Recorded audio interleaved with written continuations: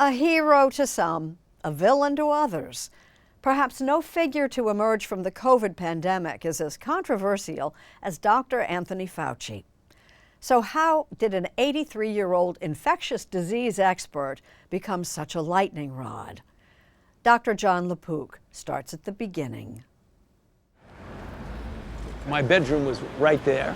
My sister's bedroom was right there. And the pharmacy front was right here. Those he calls friends call him Tony. 13 and 33rd, yeah. Say that again. 13 and 83rd. You know you're from Brooklyn. And growing up here on 13th Avenue in Dyker Heights, Brooklyn in the 1940s and 50s, Tony Fauci was the precocious son of the corner pharmacist. They call him Doc. The pharmacist back then served as the neighborhood psychiatrist, marriage counselor, so it was serving the community. Though the Fauci pharmacy is long gone, beneath the calm facade Dr. Anthony Fauci has shown the world for more than 50 years, he is still, as he says, Brooklyn tough. You got into fights? Yeah, of Every course. now and then? How could you not? How'd you do? Well, I'm not the biggest guy in the world, so. But at 5'7", you were the captain of the basketball At team. 5'7", I was the captain of the How did you do that? I was very fast and I had a really good shot. What killed your NBA career? I found out that a very fast, good shooting point guard who's 5'7" will always get destroyed by a point guard who's 6'3". That became very clear. So you had to settle for medicine. So I said, oh, let me just settle for science, whatever. There are millions today who owe their lives to the work of the man who settled for science. And as he chronicles in his new memoir, On Call, Dr. Fauci's career treating infectious diseases at the National Institutes of Health has been bookended by the two great pandemics of our time, AIDS and COVID-19. Federal health officials consider it an epidemic, yet you rarely hear a thing about it. When it first widely appeared in the early 1980s, a diagnosis of HIV/AIDS was a death sentence. Looking at your background, you were brought up in Brooklyn in the 40s, kind of a conservative family. Yeah.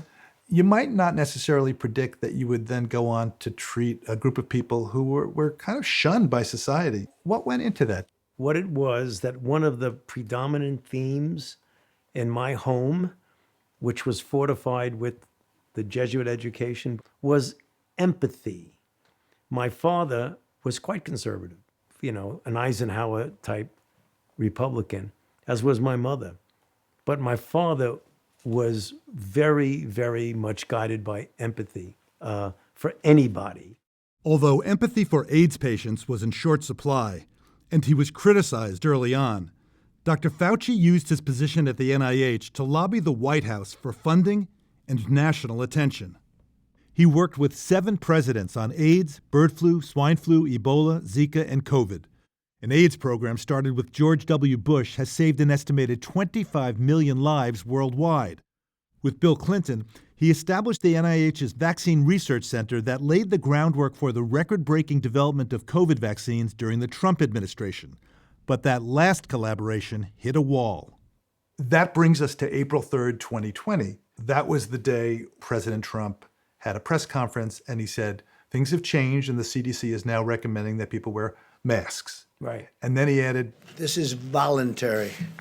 I don't think I'm going to be doing it. I was deeply disturbed by that because he had the opportunity as the leader of the country with a very strong, devoted following to say the CDC has recommended masks and I'm going to wear a mask because masks are going to protect me and protect others. That really was a missed opportunity because that was a signal to his devoted followers that you don't really have to listen to the CDC. You don't have to listen to the public health messages. As the country's willingness to follow public health advice largely split along party lines, Dr. Fauci came under attack. During COVID, you actually received death threats. Has that ever happened before? No, not credible death threats where a person is arrested who was clearly intending to kill you. And that's happened at least twice.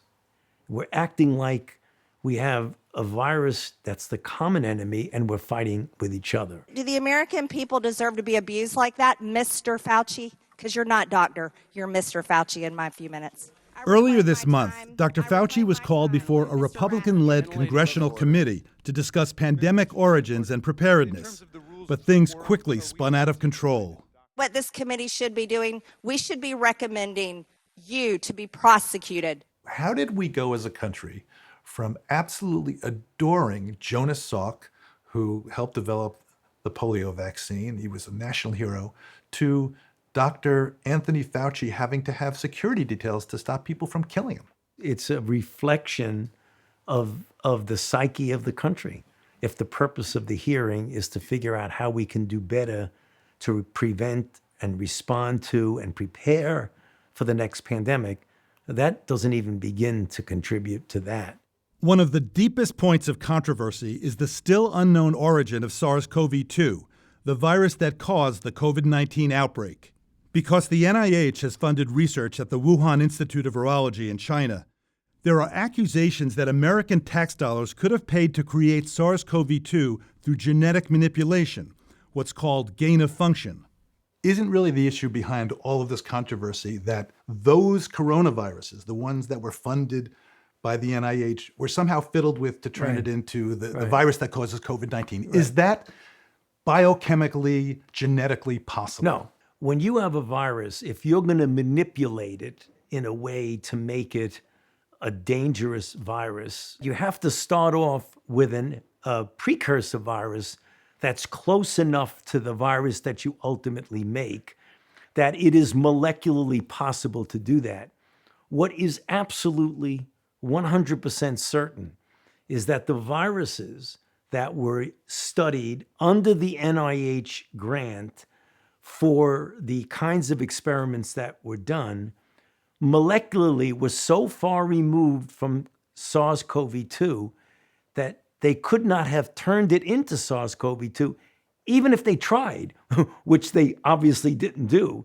But it was just so what we call phylogenetically distant. Right, which the public doesn't know that. The public doesn't know what phylogenetically distant mean, but what it means is that evolutionarily it's so far, it would take 20 years of evolution to get it there. And that's something that just slips between the cracks when people talk about it. What we're talking about is what the NIH funded, was viruses that could not possibly have done that. None of us can know everything that's going on in China or in Wuhan or what have you. And that's the reason why I keep an open mind as to what the origin is. COVID origins aside, Dr. Fauci has been subjected to other accusations. People have accused you of, getting all sorts of money from pharma and this, that, and the other thing. You have been offered money to leave the NIH, right, and join, say, pharma, right? Right, or private equity. Or private equity. How many times your current salary have you been offered? About? So at the time that I was getting offered it, I was making $125,000, $200,000, and I would get offered a job that would get me $5, $6, $7 million a year. So why didn't you take it? Because I really felt what I was doing was having an impact on what I cared about, which was the health of the country and indirectly the health of the world. And to me, that is priceless. There have been ups, there have been downs. Right. It's been a lot of friction recently. Any regrets? No.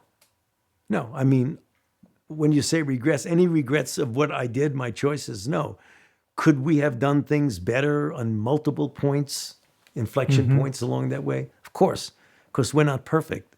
You try your best and you realize with humility that you're not perfect. And you don't pretend to be perfect, but you go with what your best is. And then if you make a mistake, you try to correct it.